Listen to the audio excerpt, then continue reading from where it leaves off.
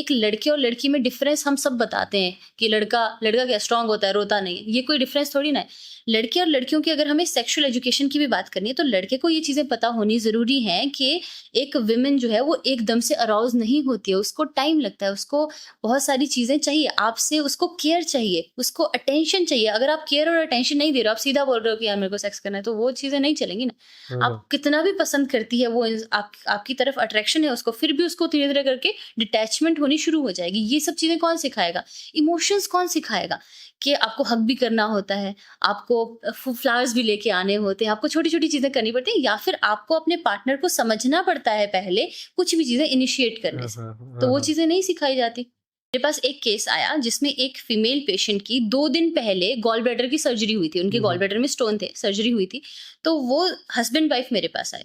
Wife ने अपना सारा प्रॉब्लम बताया, जैसे वो वाइफ बाहर गई उनकी तो हस्बैंड वापस आता है और वो बोलता है कि ये मेरे को इंटरकोर्स करने के लिए मना कर रही है, इसको कोई दवाई दे दो कि ड्यूरिंग इंटरकोर्स ये वो दवाई खा ले ताकि इसको पेन ना होए। तो आप सोचिए ये कितना मुझे अंदर से अपने लिए बुरा लग रहा था कि एज़ अ वुमेन हमें ये चीज़ें बहुत अफ़ेक्ट करती हैं कि कल को मेरे साथ भी ये होने वाला है, शायद मेरी मदर के साथ भी ये हुआ हो, शायद मेरे मदर के साथ भी ये हो रहा हो, मेरी बहनों के साथ ये हो रहा हो। हमें ये चीज़ें इस चीज़ को लड़कियों को इस तरह से बनाया गया है कि आप एक सेक्सुअल इंटरकोर्स शादी अगर आपने कर ली है तो आपको करना ही पड़ेगा किसी भी कंडीशन में, चाहे पूरा दिन भर आप जो भी कर रहे हो, चाहे आपकी लाइफ़ में जो भी चल रहा है, चाहे आपको कोई भी कंडीशन है। उसके बाद मेरे पास कुछ ऐसे केसेस आए जिसमें मेल पेशेंट आते थे, बच्चे बोल सकते हैं हम कि कॉलेज गोइंग स्टूडेंट्स जो जिनके मास्टरबेशन को लेकर बहुत सारे मिथ्स हैं कि अगर उन्होंने कहीं पे पढ़ लिया या उनको किसी फ्रेंड ने बता दिया कि अगर तू मास्टरबेशन करेगा तो तेरी हाइट नहीं बढ़ेगी। उसके बाद मेरे पास फीमेल पेशेंट्स आती थी जिनको वेजाइनल इन्फेक्शन है। वेजाइनल इन्फेक्शन में बहुत पेन रहती है ड्यूरिंग इंटरकोर्स। तो फीमेल का कंप्लेंट क्या है कि मुझे जल्दी से ठीक कर दो सो दैट मैं इंटरकोर्स कर सकूँ क्योंकि मेरे हस्बैंड बोलते हैं कि मैं किसी और के पास जाऊँगा। अगर तू रेडी नहीं है तो मैं किसी और के पास जाऊँगा। तो वो बोल रही है कि मेरा वेजाइनल इन्फेक्शन चाहे आप ठीक करो चाहे ना करो, मुझे एक ऐसी दवाई दे दो जो 1 घंटा 2 घंटा काम कर ले, सो दैट मुझे उस पीरियड में दर्द ना हो। उसके बाद एक बहुत ही ज़्यादा डिस्टर्बिंग केस मेरे पास आया।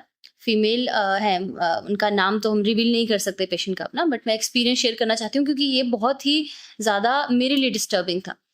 एक फीमेल मेरे पास आई जो 7 साल के अपना मैरिड रिलेशनशिप में थी।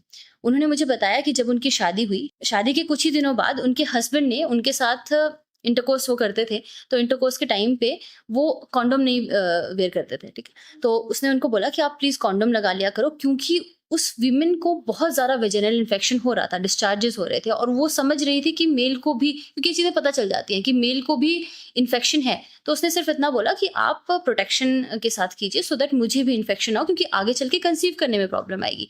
वहाँ से अब उसको ईगो हर्ट हो गया, मेल का ईगो हर्ट हुआ। उसने उसको बताया कि मैं पहले से मेरे 3-4 सेक्सुअल पार्टनर हैं, वो तो कुछ नहीं बोलते। हाँ, तो उसके घर से बाहर 3-4 सेक्सुअल पार्टनर थी, फीमेल सेक्सुअल पार्टनर थी। उसके बाद उसने क्या किया, वो एक छोटी-सी चीज़ उसको उसका इतना ईगो हर्ट कर गई कि अगले दिन वो एक और लड़की को लेके घर पे आ गया। उसके सामने उसने उसके साथ इंटरकोर्स किया। अभी इस पॉइंट ऑफ टाइम पे उनके 2 बच्चे हैं, अभी ये सिचुएशन चल रही है। इवन इतनी वर्स्ट हो गई है कि वो जो हस्बैंड है, वो अपने फ्रेंड्स को लेके आता है, अपनी वाइफ को ऐसा करके कि अगर बात आपको भी करें। इसके साथ में रात इस गुज़ारनी है तो तरह आप के गुज़ार केसेस? सकते हैं। येस! वो लड़की रो रही थी, लिटरली रो रही थी वो मेरे सामने बैठ के और वो मुझे बोल रही थी एक ही चीज़ कि मैम लड़कियाँ और लड़के एक नहीं हैं, हम दोनों अलग स्पीशीज़ हैं क्योंकि लड़कियों के इमोशंस वैल्यू ही नहीं करते। मुझे लगता है कि भगवान को हमें इमोशन और दर्द देनी ही नहीं चाहिए थी क्योंकि हमें तो एक चीज़ की तरह इस्तेमाल किया जाता है। पहले जब मैं शादीशुदा नहीं थी तो मेरे घरवालों ने बोला कि जो हम तेरे लिए बोल रहे हैं वो तेरे लिए अच्छा है, तुझे उसके हिसाब से चीज़ें करनी चाहिए, उसके बाद जो तेरा पति तेरे लिए करेगा वो तेरे लिए अच्छा है, उनके हिसाब से तुझे चलना चाहिए। वो जो वुमन थी, उसके 2 बच्चे हैं। अब वो इंसान अपनी पार्टनर्स को लेके घर पे आता है, अपने फ्रेंड्स को लेके घर पे आता है और ये सब चीज़ें कर रहा है। क्या उसके बच्चे सीखेंगे और औरों को क्या सिखाएँगे? क्या इन्फ्लुएंस जा रहा है सोसाइटी